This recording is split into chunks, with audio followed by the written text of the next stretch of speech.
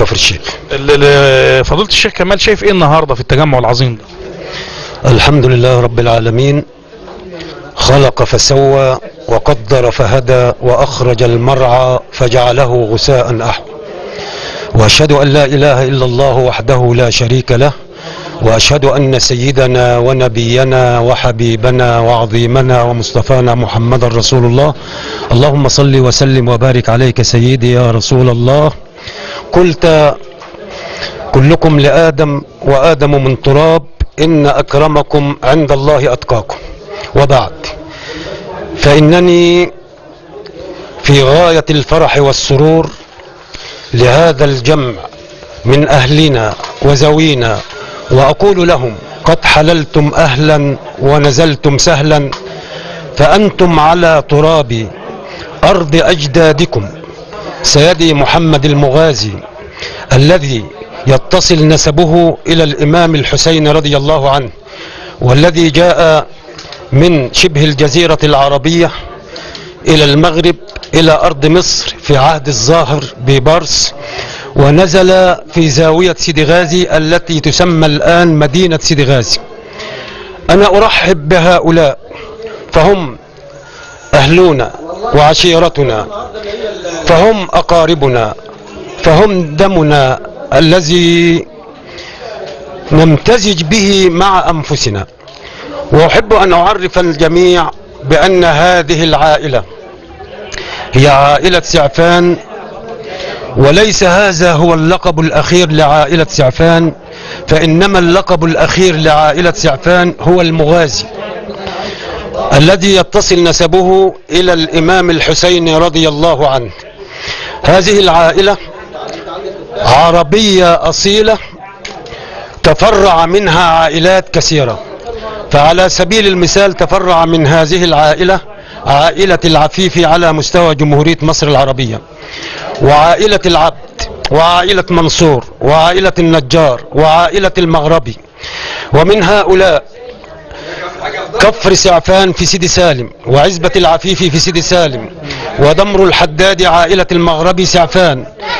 وهذه العائلة لها جذور وأصول.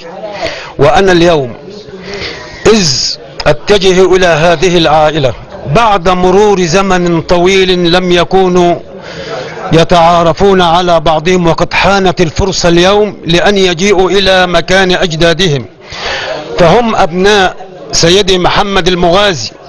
هذه العائلة لها جذور أصيلة. طيب حضرتك تقول ايه للناس النهارده اللي حاضره في عائله سعفان من جميع جمهورية مصر العربية؟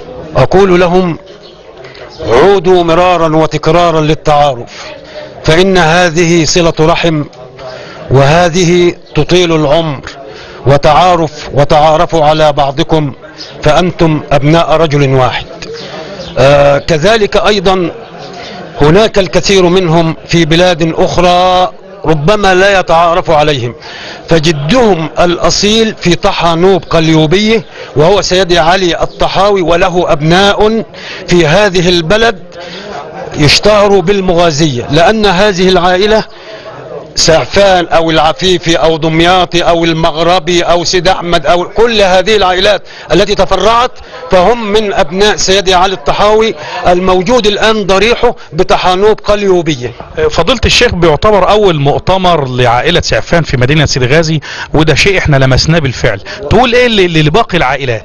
والله الأول بنقدم الشكر للشيخ مصطفى سعفان، لأن هو اللي كان له ذراع الكبير في تجمع هذه العائلة، ونهنئ الدكتور محمد محمود سعفان على توليه منصب وزير القوى العاملة، وندعو الله سبحانه وتعالى أن يعينه على هذا المنصب، وأن يبارك في السيد رئيس الجمهورية عبد الفتاح السيسي، لأنه أيضا من أبناء الإمام الحسين رضوان الله عليه ومن أحفاده.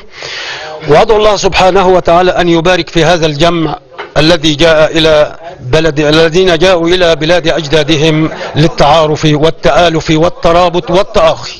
هذا الجمع لصلة الرحم، كلمة لفضيلة الشيخ كمال لمن يقطع صلة رحمه. أولا الذي يصل رحمه بيزيد عمره وبيزيد رزقه، من أحب أن ينسأ له في رزقه أو يطيل الله في عمره فليصل رحمه، وصلة الأرحام تطيل العمر وتزيد في الرزق. فوجه الجميع إلى أن يكون هناك ترابط حتى ولو كل عام مرة واحدة في كل محافظة من محافظات الجمهورية العربية، حيث أن هذه العائلة تنتشر على مستوى محافظات الجمهورية في الصعيد وغير الصعيد والوجه البحري والوجه القبلي، وكل هذه المحافظات تنتشر فيها هذه العائلة التي تفرعت منها عائلات أخرى كثيرة، وكلهم يتعارفون في جميع المحافظات على بعضهم البعض. كلمة أخيرة تحب تقول إيه للجامع العظيم ده؟ بقول لهم حللتم أهلا ونزلتم سهلا، ونحن في غاية السعادة حينما وطئت أقدامكم أرض أجدادكم وأرض سيدي محمد المغازي وهو الجد الأصيل لكم، فنحن سعداء ونتشرف بكم في كل وقت وفي كل حين، وحياكم الله جميعا، وسلام الله عليكم ورحمته وبركاته. أشكرك. هتعرف عليك؟